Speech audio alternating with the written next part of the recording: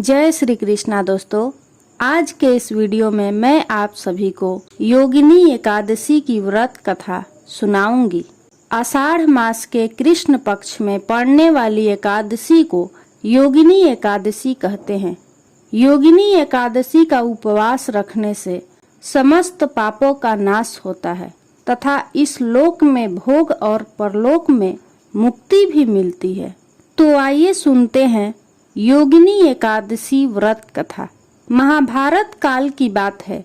एक बार धर्मराज युधिष्ठिर ने भगवान श्री कृष्ण से कहा, हे त्रिलोकीनाथ, मैंने ज्येष्ठ माह के शुक्ल पक्ष की निर्जला एकादशी की कथा सुनी। अब आप कृपा करके आषाढ़ माह के कृष्ण पक्ष की एकादशी की कथा सुनाइए। इस एकादशी का नाम तथा महात्म्य क्या है, आप मुझे विस्तार पूर्वक बताइए। श्री कृष्ण ने कहा, हे पांडुपुत्र, आषाढ़ माह के कृष्ण पक्ष की एकादशी का नाम योगिनी एकादशी है। इसके व्रत से सभी पाप नष्ट हो जाते हैं। यह व्रत इस लोक में भोग तथा परलोक में मुक्ति देने वाला है। हे राजन, यह एकादशी तीनों लोकों में प्रसिद्ध है। इसके व्रत से सभी पाप नष्ट हो जाते हैं। तुम्हें मैं पुराण में कही हुई कथा सुनाता हूँ, ध्यान पूर्वक सुनो। कुबेर नाम का एक राजा अलकापुरी नाम की नगरी में राज्य करता था। वह शिव भक्त था। हेममाली नामक एक यक्ष उनका सेवक था जो पूजा के लिए फूल लाया करता था। हेममाली की विशालाक्षी नाम की अति सुंदर स्त्री थी। एक दिन वह मानसरोवर से पुष्प लेकर आया, किंतु कामासक्त होने के कारण पुष्पों को रखकर अपनी पत्नी के साथ हास्य विनोद करने लगा। इस भोग विलास में दोपहर हो गई। हेममाली की राह देखते देखते जब राजा कुबेर को दोपहर हो गई तो उसने क्रोध पूर्वक अपने सेवकों को आज्ञा दी कि तुम लोग जाकर पता लगाओ कि हेममाली अभी तक पुष्प लेकर क्यों नहीं आया।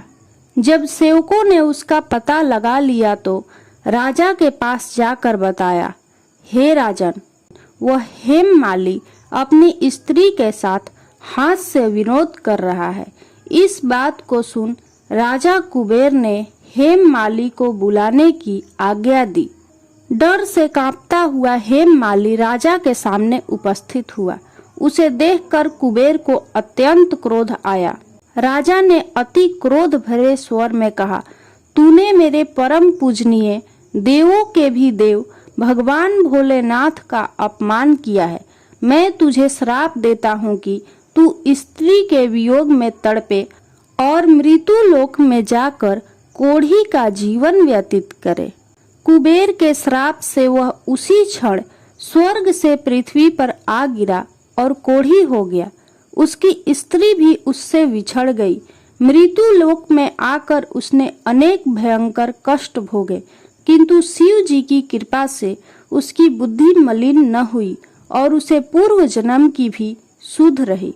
अनेक कष्टों को भोगता हुआ तथा अपने पूर्व जन्म के कुकर्मों को याद करता हुआ वह हिमालय पर्वत की तरफ चल पड़ा। चलते चलते वह मार्कंडेय ऋषि के आश्रम में जा पहुंचा। वह ऋषि अत्यंत वृद्ध तपस्वी थे। ऋषि को देखकर हेममाली वहां गया और उन्हें प्रणाम करके उनके चरणों में गिर पड़ा। हेममाली को देखकर मार्कंडेय ऋषि ने कहा, तूने कौन सा पाप किया है जिससे तू कोढ़ी हुआ और भयानक कष्ट भोग रहा है। महर्षि की बात सुनकर हेममाली बोला, हे मुनि श्रेष्ठ, मैं राजा कुबेर का सेवक था। मेरा नाम हेममाली है। मैं प्रतिदिन मानसरोवर से फूल लाकर शिव पूजा के समय कुबेर को दिया करता था। एक दिन पत्नी के साथ हास्य विनोद करते हुए मुझे समय का ज्ञान ही नहीं रहा और दोपहर तक पुष्प न पहुंच सका।